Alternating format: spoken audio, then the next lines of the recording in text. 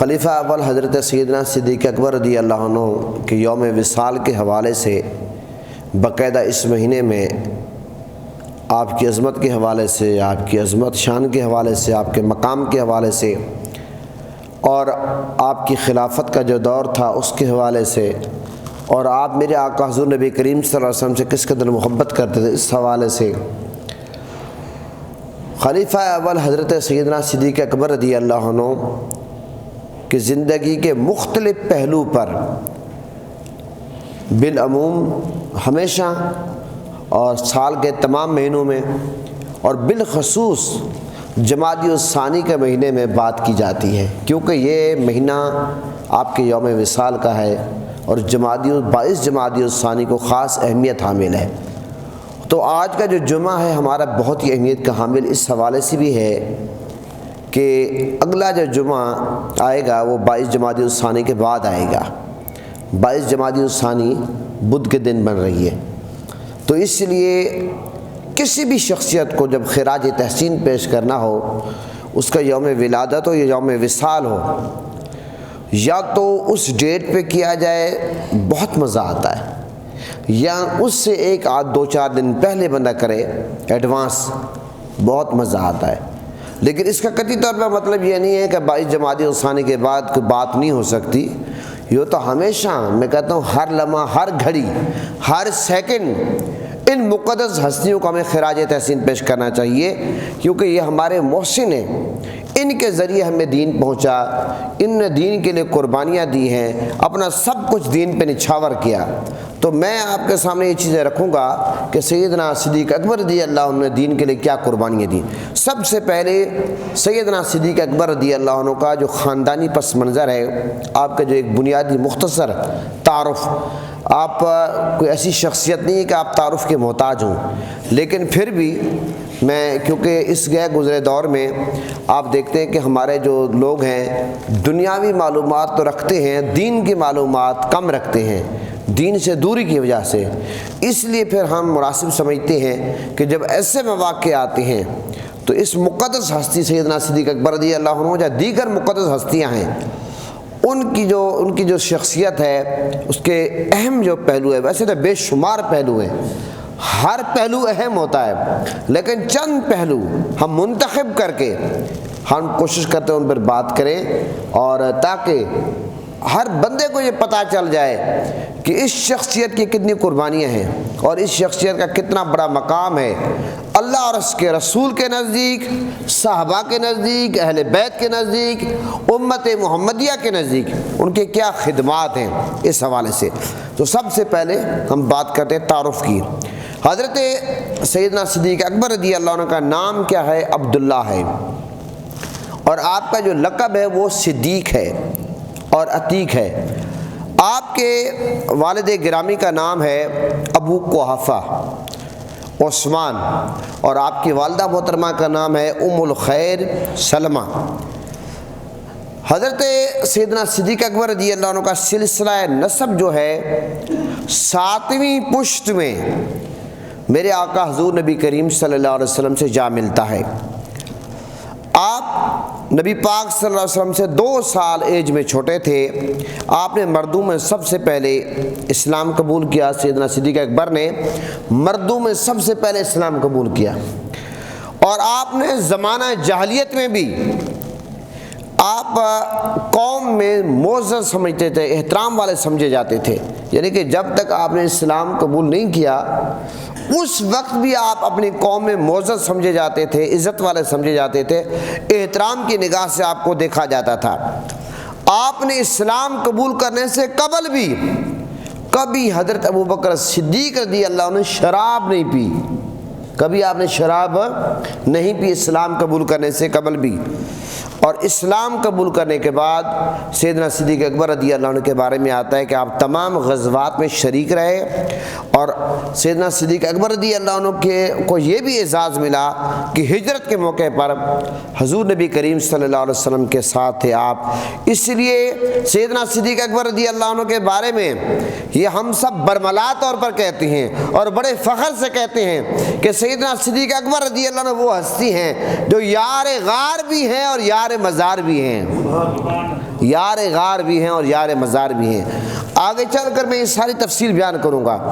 یہ غار ثور کا جو واقعہ ہے کہ آپ یار مزار کیسے بنے، یار غار کیسے بنے، اس پر میں انشاءاللہ بات کروں گا۔ حضرت سیدنا صدیق اکبر رضی اللہ عنہ کا یہ خاندانی پس منظر میں نے مختصر آپ کے سامنے رکھا، اور یاد رکھیں کہ سیدنا صدیق اکبر رضی اللہ عنہ کی جو صحابیت ہے، صحابیت وہ قرآن سے ثابت ہے۔ قرآن پاک میں اللہ تعالیٰ نے کیا فرمایا ہے کہ اذ یقول لصاحبی لا تحزن ان اللہ معنا، تو فرمایا کہ اللہ تعالیٰ نے فرمایا غم نہ کرو، یقیناً اللہ تعالیٰ ہمارے ساتھ ہے۔ اس موقع پر جب آپ اپنے دوست سے فرماتے تھے کہ غم نہ کرو، اللہ ہمارے ساتھ ہے، تو سیدنا صدیق اکبر رضی اللہ عنہ کی جو صحابیت ہے وہ قرآن سے ثابت ہے، نص قطعی سے۔ تو سیدنا صدیق اکبر رضی اللہ عنہ کی صحابیت کا اگر کوئی انکار کرتا ہے، وہ قرآن کا انکار کرتا ہے، تو جو قرآن کا انکار کرتا ہے وہ مسلمان نہیں رہتا، کافر ہو جاتا ہے۔ تو سیدنا صدیق اکبر رضی اللہ عنہ کا اتنا بڑا مقام ہے۔ اور پھر آپ یہ دیکھیں کہ جب میرے آقا حضور نبی کریم صلی اللہ علیہ وسلم معراج پہ تشریف لے گئے، معراج پہ تشریف لے گئے، اور آقا علیہ السلام مختصر وقت میں گئے، اور مختصر، جس طرح قرآن میں بھی آیا کہ مختصر رات کے حصے میں آپ گئے اور پھر واپس آ گئے۔ تو وہ جو کافر تھے، مشرکین تھے، دشمن تھے، مخالف تھے، انہوں نے طرح طرح کی باتیں کی۔ وہ سیدنا صدیق اکبر رضی اللہ عنہ کی بارگاہ میں جاتے ہیں، کہتے ہیں کہ ایک شخص یہ کہتا ہے میں راتوں رات معراج پہ گیا، سدرۃ المنتہا کے مقام پر گیا، اللہ سے ملاقات کر کے آیا، 50 نمازوں کا تحفہ لے کر آیا، کیا یہ بات ماننے والی ہے؟ سیدنا صدیق اکبر نے اس موقع پر فرمایا ذرا یہ تو بتائیے یہ بات کس نے فرمائی؟ تو اس موقع پر انہوں نے کہا کہ آپ کے دوست نے، جن کو آپ اپنا نبی سمجھتے ہیں، آپ کے دوست نے۔ تو اس موقع پر سیدنا ابو بکر صدیق نے کیا فرمایا؟ فرمایا اگر میرے آقا نے فرمایا، اگر میرے نبی نے فرمایا تو یہ بات درست ہے، کیونکہ آقا علیہ السلام بہت ساری ایسی باتیں ہمیں آسمانی باتیں بتاتے ہیں، ہم مانتے ہیں، تو یہ تو کوئی اتنی بڑی بات نہیں ہے۔ جب حضور کی ہر بات کو ہم مانتے ہیں تو اس بات کو کیوں نہ مانیں؟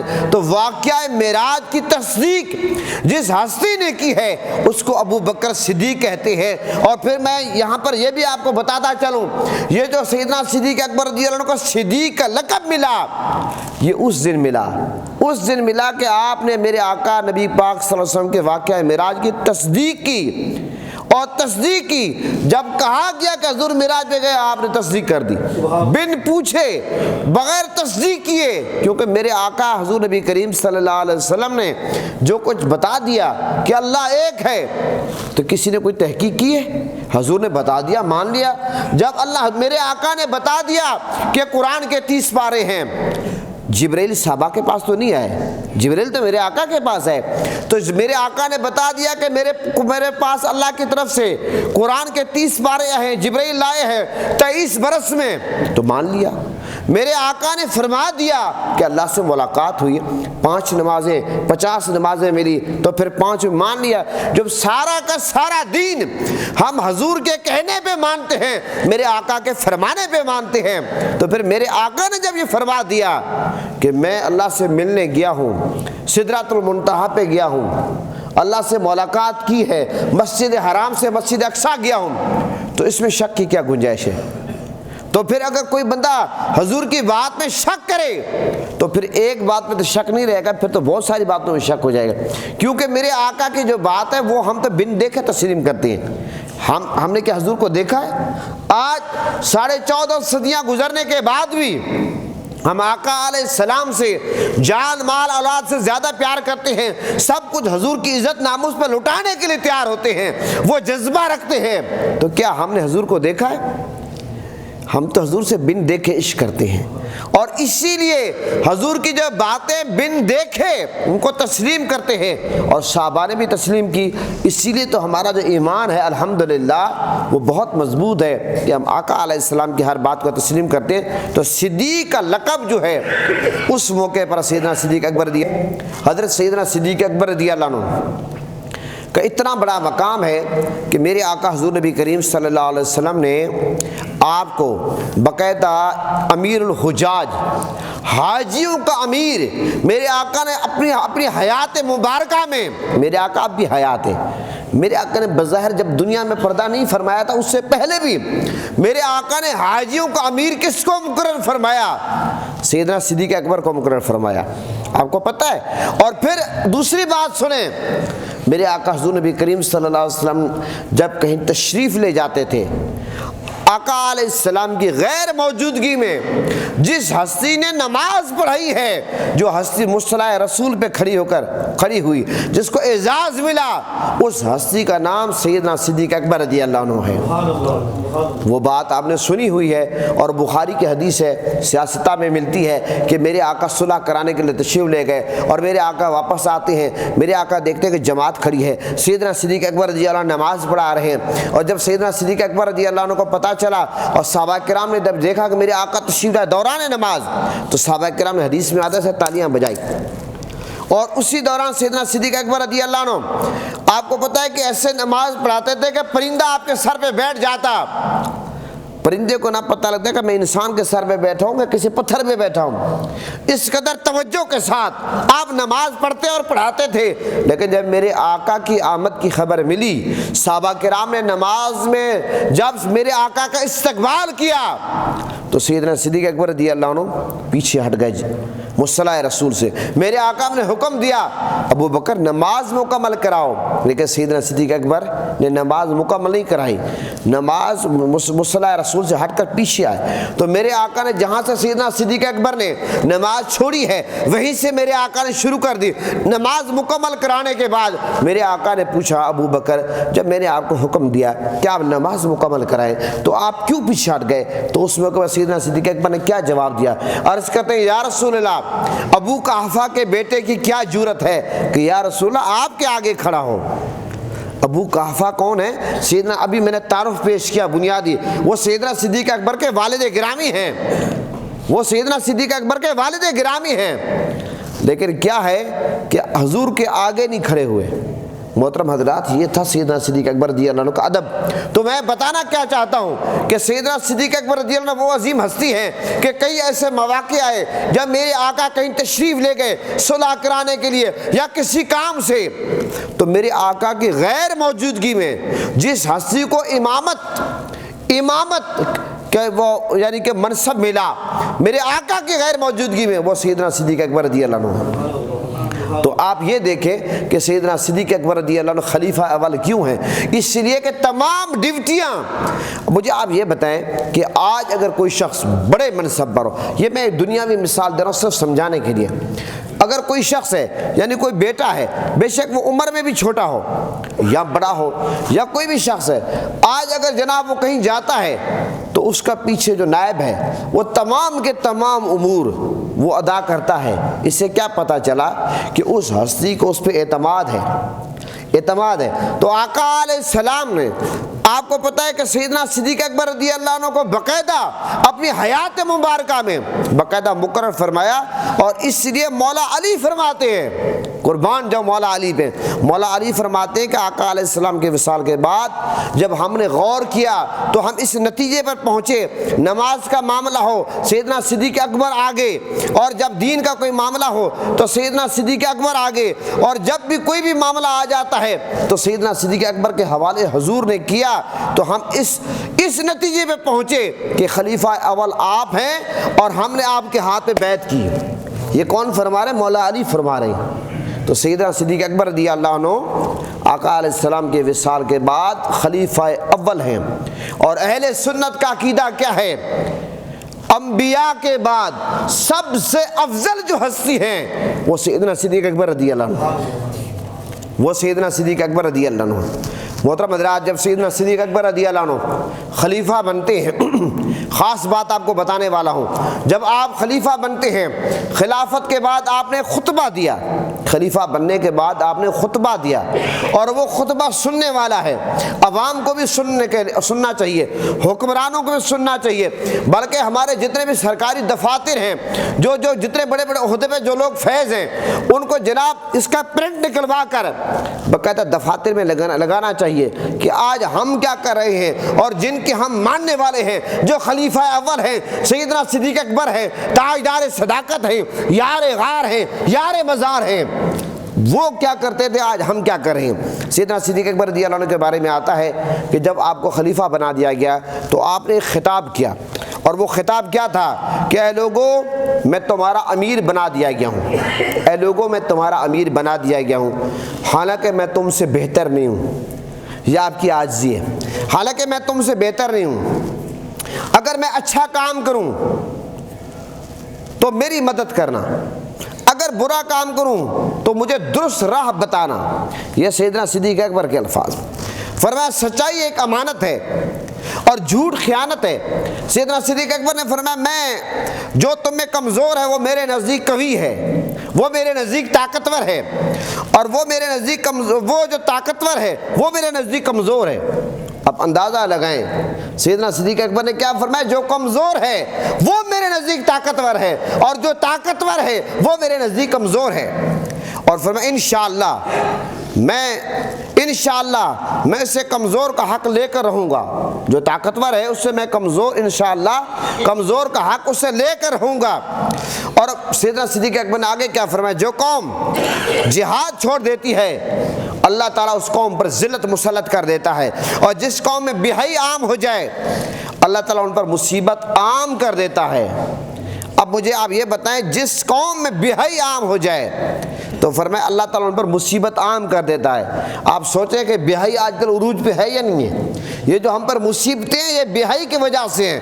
اور فرمایا جو قوم جہاد چھوڑ دیتی ہے اللہ ان پر ذلت مسلط کر دیتا ہے۔ آج جو مسلمان ٹھوکریں کھا رہے ہیں، جگہ جگہ ذلیل ہو رہے ہیں، آپس میں لڑ رہے ہیں، جھگڑ رہے ہیں، ایک دوسرے کی ٹانگیں کھینچ رہے ہیں، اس کی بنیادی وجہ یہ کہ جہاد ختم ہوتا جا رہا ہے۔ جہاد والی جو آیاتیں ہیں اس کو نصاب سے نکالا جا رہا ہے، کوشش کی جا رہی ہے کہیں جہاد کی بات بھی نہ ہو۔ ابھی کبھی آپ نے ٹیلی ویژن میں کوئی جہاد کی بات سنی؟ آپ نے کہیں جناب کو تقریر میں کہ جہاد کی بات سنی؟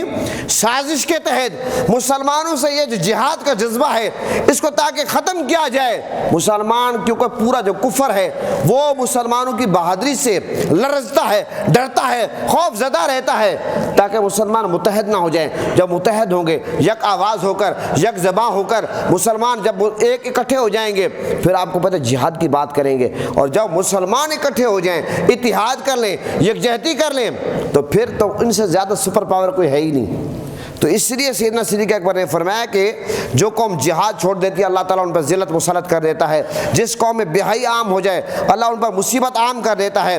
جب تک سیدنا صدیق اکبر نے فرمایا جب تک میں اللہ اور اس کے رسول کی اطاعت کروں تم بھی میری فرما برداری کرنا، تم بھی میری فرما برداری کرنا، اور جب میں اللہ اور اس کے رسول کے نافرمانی کروں تو تم پر بھی میری اطاعت لازم نہیں ہے، تم پر بھی میری اطاعت لازم نہیں ہے۔ آج بہت سارے لوگ یہ کہتے ہیں کہ جناب حکمرانوں کی اطاعت کرنا لازم ہے، حکمرانوں کی بات کرنا لازم ہے۔ حکمرانوں کی بات کرنا اس وقت لازم ہے جب حکمران اللہ اور اس کے رسول کے بتائے ہوئے طریقے کے مطابق چلیں۔ اگر حکمران ہمیں کہے کہ غلط کام کرو، شریعت کے خلاف کرو، ہم کرتے رہیں گے؟ نہیں کریں گے۔ سیدنا صدیق اکبر فرما رہے ہیں اگر میں اللہ اور اس کے رسول کی اطاعت کی بات کروں، اطاعت کروں، تم بھی میری فرمان برداری کرو، اگر میں نافرمانی کروں تو میری اتباع نہ کرو۔ کون فرما رہے ہیں؟ سیدنا صدیق اکبر جو خلیفہ اول ہیں، ان سے بڑا حکمران کون ہے؟ تو آپ یہ یاد رکھیں۔ تو سیدنا صدیق اکبر نے جب یہ خطبہ دیا اختتام پہ کیا فرمایا؟ تو فرمایا اچھا اب نماز کے لیے اٹھو، اللہ تم سب پر رحم کرے۔ یہ تھا سیدنا صدیق اکبر رضی اللہ عنہ کا خطبہ کہ آپ جب خلیفہ اول بنتے ہیں، خلیفہ اول بننے کے بعد سیدنا صدیق اکبر نے جو خطاب کیا، جو خطبہ دیا، جو لیکچر دیا، جو واعظ و نصیحت کی، وہ یہی تھی۔ اس میں آپ دیکھیں دریا کو کوزے میں بند کیا یا نہیں کیا؟ اگلی بات سنیں کہ حضرت سیدنا صدیق اکبر رضی اللہ عنہ جب آپ امیر المومنین بنے تو دوسرے روز آپ کیونکہ تاجر تھے، آپ کو چادریں لے کر جا رہے تھے آپ تجارت کے لیے، تو حضرت سیدنا عمر فاروق رضی اللہ عنہ نے پوچھا این ترید، آپ کہاں تشریف لے کر جا رہے ہیں؟ تو حضرت فاروق اعظم حضرت سیدنا صدیق اکبر نے اس موقع پر عرض کی کہ فرمایا کہ میں بازار جا رہا ہوں تجارت کے لیے۔ حضرت عمر فاروق نے عرض کی حضرت آپ یہ کیا کر رہے ہیں؟ آپ تو مسلمانوں کے امیر ہیں، آپ تجارت نہیں کر سکتے، آپ بزنس نہیں کر سکتے، آپ کاروبار نہیں کر سکتے۔ آپ سمجھ گئے؟ تو یہ سن کر حضرت سیدنا صدیق اکبر نے اس موقع پر فرمایا تو پھر یہ کام اگر میں نہ کروں تو پھر میں اپنے اہل عیال کو کہاں سے کھلاؤں گا؟ میرے جو گھر والے ہیں، میرے جو بچے ہیں، میں ان کو کہاں سے کھلاؤں گا، پہناؤں گا، کیا کروں گا؟ تو حضرت عمر فاروق رضی اللہ عنہ عرض کی، حضرت ایسا ہے کہ آپ حضرت ابو عبیدہ کے پاس جائیں، اور جب آپ وہاں جائیں گے تو ایک اوسط درجے مہاجر، یعنی کہ ایک اوسط درجے کے مہاجر کی جو خوراک ہے درمیانی، وہ اس کے حساب سے آپ کے جو ہے باقاعدہ مقرر کریں گے، اور پھر اس کے مطابق وہ آپ کو ملتا رہے گا، اس سے آپ کے گھر کے اخراجات چلیں گے۔ جس طرح ایک اوسط درجے کا شخص اپنے گھر کا کام کچن چلاتا ہے، گھر کے معاملات اخراجات اسی کے تحت چلاتا ہے، آپ بھی اسی کے تحت چلائیں، آپ امیر المومنین ہیں۔ محترم حضرات، آج کوئی کہہ سکتا حکمرانوں کو؟ آج تو جناب کوئی بندہ اگر ایک جناب یو سی چیئرمین بن جائے، اس سے کوئی نہیں پوچھ سکتا کہ آپ کیا کر رہے ہیں، آپ کا پہلے جناب بزنس کیا تھا، اب کیا ہے۔ ہمارے ہاں تو لوگ سیاست میں آ کر اپنے بزنس کو چمکاتے ہیں، اپنی فیکٹریاں بناتے ہیں، لیکن سیدنا صدیق اکبر رضی اللہ عنہ جیسا شخص جن کو فاروق اعظم نے فرمایا آپ چادریں نہ بیچیں، آپ مارکیٹ میں نہ جائیں، آپ حضرت ابو عبیدہ کے پاس جائیں، جتنی ایک مزدور کی مزدوری ہے بس اتنی آپ کو ملے گا، اسی پر آپ نے گزر بسر کرنا ہے، اپنے گھر کے اپنے فیملی کا معاملہ چلانا ہے۔ محترم حضرات، یہ ہے سیدنا صدیق اکبر رضی اللہ عنہ۔ آپ نے جب خلافت بنے پھر آپ نے اسی پہ گزارا کیا، اور یہاں تک کہ آپ کے بارے میں آتا سیدنا صدیق اکبر رضی اللہ عنہ کے بارے میں کہ جب آپ کا وصال سے قبل آپ نے ام المومنین حضرت امام حسن مجتبیٰ نے فرمایا کہ سیدنا صدیق اکبر نے اپنے وصال سے قبل اپنی بیٹی سے فرمایا، عائشہ دیکھو یہ جو اونٹنی ہے ہمارے گھر میں، یہ جو اونٹنی ہمارے گھر میں جس کا ہم دودھ پیتے ہیں، اور یہ جو ہمارے گھر میں ایک پیالہ ہے، پیالہ جس میں ہم پانی پیتے ہیں، اور یہ جو ہمارے گھر میں ایک چادر ہے جس کو ہم اوڑھتے ہیں، ان سے اس وقت تک نفع اٹھانا جب تک میں امیر المومنین حیات ہوں، جب میرا وصال ہو جائے یہ تمام کی تمام چیزیں فاروق اعظم کے حوالے کر دینا، یہ تمام کی تمام چیزیں فاروق اعظم کے حوالے کر دینا، اونٹنی، اور دوسرے نمبر پہ کیا چیز ہے، پیالہ، چادر، یہ تمام کی تمام چیزیں۔ جب سیدنا عمر فاروق رضی اللہ عنہ کو یہ پتہ چلا اور یہ تمام چیزیں آپ تک پہنچی آپ کے وصال کے بعد، فاروق اعظم نے اس موقع پہ کیا فرمایا کہ ابو بکر نے ہمیں تھکا دیا، ابو بکر نے تھکا دیا، اللہ ابو بکر پر رحم فرمائے کہ اپنے بعد والوں کو تھکا دیا۔ کیا مطلب؟ یعنی اپنے بعد والوں کو ابو بکر صدیق نے انتہائی احتیاط کا درس دیا ہے کہ جس طرح میں نے احتیاط سے امیر المومنین رہا ہوں، میں نے احتیاط کی ہے، آگے بھی آپ لوگوں نے بھی احتیاط کرنی ہے۔ مال غنیمت سمجھ کر نہیں ہے کہ آپ کے حکومت کا مال ہے کھاتے رہے، جناب کوئی کہے کہ جناب پینسل ہے، کوئی کہے پیٹرول ہے، کوئی کہے ڈیزل ہے، کوئی کہے جناب سرکاری گاڑی ہے، اس کے میں وزٹ کراتا رہوں، اپنے بچوں کو مری لے جاؤں، کاغان نہران لے جاؤں، فلاں کروں، جناب سرکاری مال ہے، فوڈ اسٹیٹ ہے، فلاں فلاں۔ یہ تو بہت چھوٹے لیول کی چیزیں ہیں، جو ہمارے حکمران استعمال کرتے ہیں وہ بہت بڑے لیول کی چیزیں ہیں، تو اس لیے چھوٹے لیول کی چیزوں کا ذکر اس لیے کیا ہے کہ یہاں پر درمیانہ طبقہ ہے، تو ہمیں بھی احتیاط کرنی چاہیے۔ جس کا جتنا اختیار ہے اس کو کبھی بھی اپنے اختیار سے آگے نہیں نکلنا چاہیے، اختیار کے دائرے میں رہنا چاہیے۔ محترم حضرات، سیدنا ابو بکر صدیق رضی اللہ عنہ کے بارے میں آتا ہے کہ آپ نے اپنی بیٹی سے پوچھا کہ جب آپ طبیعت ناساز تھی، آپ نے بیٹی سے پوچھا کہ آخری ایام میں جب آپ کی بیماری میں اضافہ ہوا، مرض میں اضافہ ہوا، کہ آج کون سا دن ہے؟ انہوں نے عرض کیا کہ آج، اپنی بیٹی نے عرض کیا آپ کی خدمت میں، آج پیر کا دن ہے۔ تو اس موقع پر سیدنا صدیق اکبر رضی اللہ عنہ نے فرمایا اپنی بیٹی سے کہ بس آج جو ہے، آج لگتا ہے کہ میری رحلت کا دن ہے، آج میرا وصال ہو جائے گا۔ تو پھر پیر کے دن، آپ کو پتہ ہے میرے آقا کا وصال بھی پیر کے دن ہوا، سیدنا صدیق اکبر رضی اللہ عنہ کا وصال بھی پیر کے دن ہوا، اور پیر کے دن آپ کا وصال ہوا، اور وصال سے قبل آپ نے ایک وصیت کیا فرمائی، وہ وصیت بھی سننے والی ہے۔ آپ نے وصیت یہ فرمائی تھی کہ جب میں انتقال کر جاؤں تو اس وقت مجھے غسل دینا، تم لوگ جب غسل کفن سے فارغ ہو جاؤ تو میرا جنازہ اٹھا کر حضور کی وہاں بارگاہ مصطفیٰ میں لے جانا، روضہ رسول پہ اگر وہاں دروازے پہ رکھ دینا۔ سیدنا صدیق اکبر کا عقیدہ دیکھیں کہ میرے آقا سب کچھ جانتے ہیں، جواب عطا فرماتے ہیں۔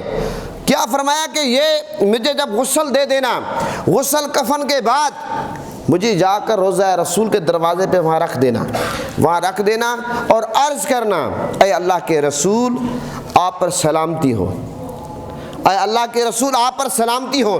یہ ابو بکر اجازت چاہتا ہے، اگر اجازت مل جائے اور دروازہ کھل جائے، کیونکہ وہ دروازہ ہمیشہ بند رہتا ہے، اگر وہ دروازہ کھل جائے تو مجھے اندر لے جانا اور میری تدفین کرنا، اگر اجازت نہ ملے تو مسلمانوں کے قبرستان جنت البقیع میں میری تدفین کر دینا۔ تو لوگوں نے ایسے ہی کیا اور در نبی پر جب پہنچے یہ گزارش کی تو یہاں تک کہ دروازے کا تالا کھلا اور دروازہ کھل گیا اور سیدنا صدیق اکبر رضی اللہ عنہ کو روضہ رسول میرے آقا حضور نبی کریم صلی اللہ علیہ وسلم کے ساتھ آپ کی تدفین ہوئی۔ تو اس لیے آواز کیا آئی؟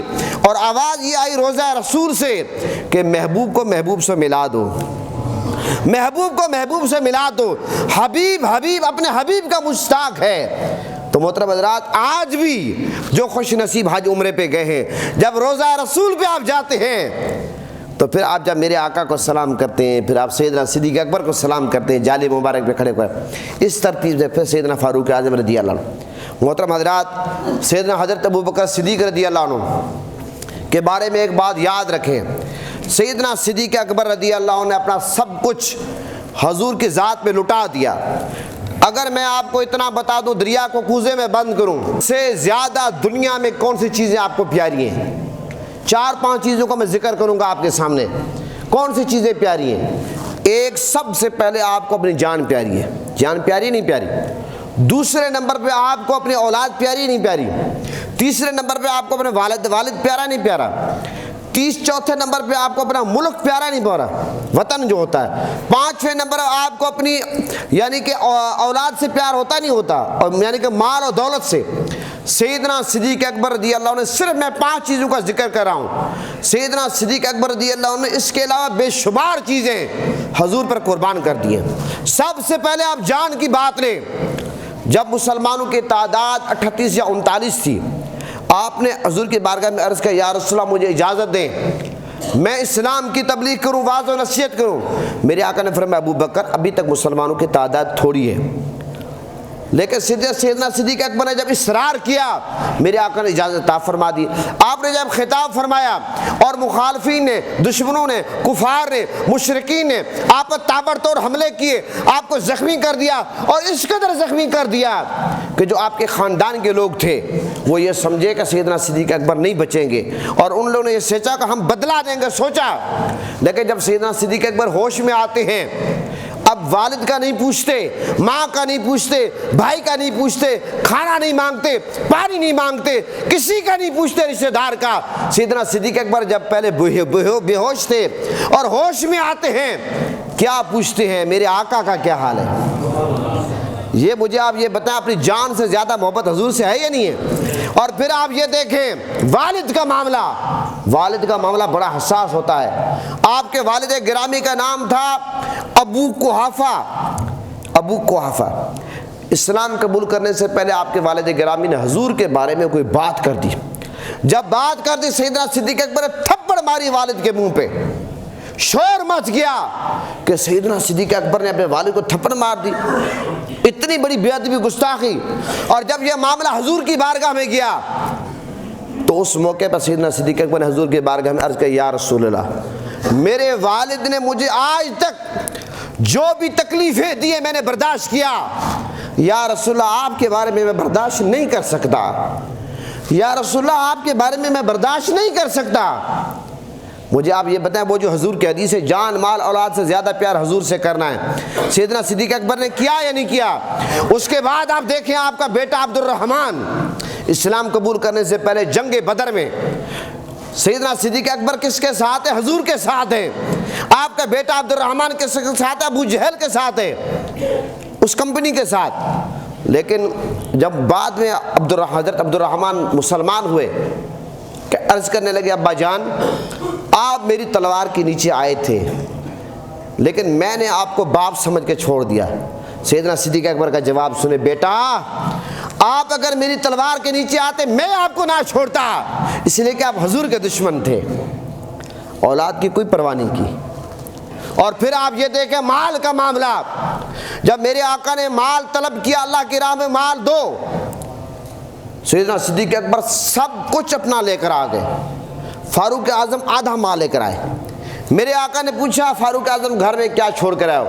عرض کہتے یا رسول اللہ آدھا مال لے کر آیا ہوں، آدھا گھر میں چھوڑ کر آیا ہوں۔ جب سیدنا صدیق اکبر سے پوچھا، آپ نے عرض کیا یا رسول اللہ گھر میں اللہ اور اس کا رسول چھوڑ کر آیا ہوں۔ یہ ہے عشق، آپ فنا فی رسول تھے، آپ فنا فی اللہ تھے، سب کچھ میرے آقا پہ فنا کر دیا۔ یہاں تک سیدنا صدیق اکبر کے بارے میں آتا ہے گھر میں سوئی بھی نہیں چھوڑی، کہ حضور کا حکم ہے پھر میں گھر میں سوئی چھوڑوں۔ اور آخری بات، وطن اور مشکل گھڑی میں اپنی جان کو ہتھیلی پہ رکھا۔ ہجرت کی رات جب میرے آقا نے ہجرت فرمائی، آپ کو پتہ ہے مولا علی حضور کے بستر پہ ہیں، مولا علی حضور کے بستر پہ ہیں، اور میرے آقا ہجرت پہ جا رہے ہیں، سیدنا صدیق اکبر ساتھ ہیں۔ جب غار ثور میں پہنچتے ہیں تو سیدنا صدیق اکبر غار میں داخل ہوتے ہیں، غار کی صفائی کرتے ہیں، کپڑے پھاڑ پھاڑ کر اس میں رکھتے ہیں، سوراخوں کو بند کرتے ہیں۔